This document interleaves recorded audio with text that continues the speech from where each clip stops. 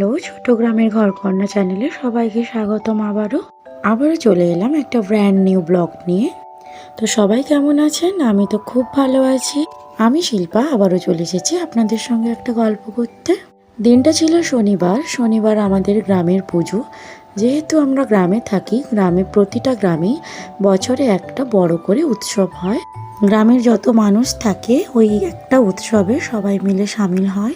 সবাই একসঙ্গে হাতে হাত মিলিয়ে এই গ্রামের পুজোটা করে থাকে। গ্রামের পুজো মানেই শীতলা বিশালক্ষীর পুজো। যেদিন পুজো হয় ঠিক তার আগের দিন রাত্রিবেলা হয় বেড়া কীর্তন। গোটা গ্রাম জুড়েই উৎসবে মেতে ওঠে একসঙ্গে। সেই মতো আমরাও শনিবার মেলাতে চলে এসেছিলাম।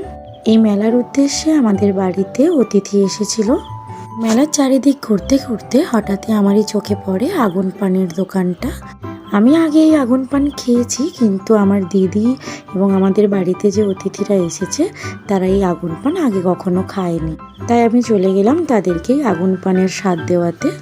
যে দাদাটা এই আগুন পানটা সাজিয়েছিল সে তো অনেক কিছু মশলা দিচ্ছিল, যে মশলার নাম আমার একেবারেই জানা নেই। তো খুব সুন্দরভাবে পরিপাটি করে আমাদেরকে আগুন পান খাওয়ানোর জন্য প্রস্তুত।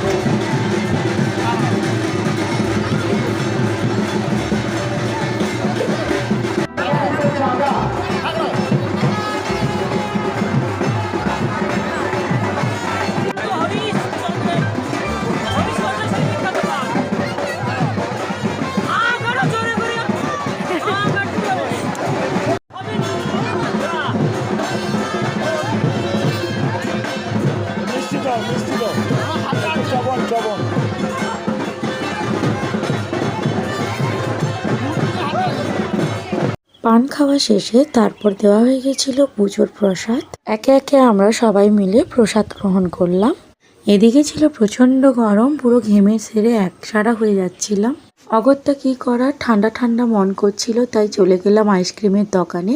আর তাই তো ছেলে তো আমার ভীষণ খুশি। আজকের মতো টাটা সবাই ভালো থাকবেন, সুস্থ থাকবেন।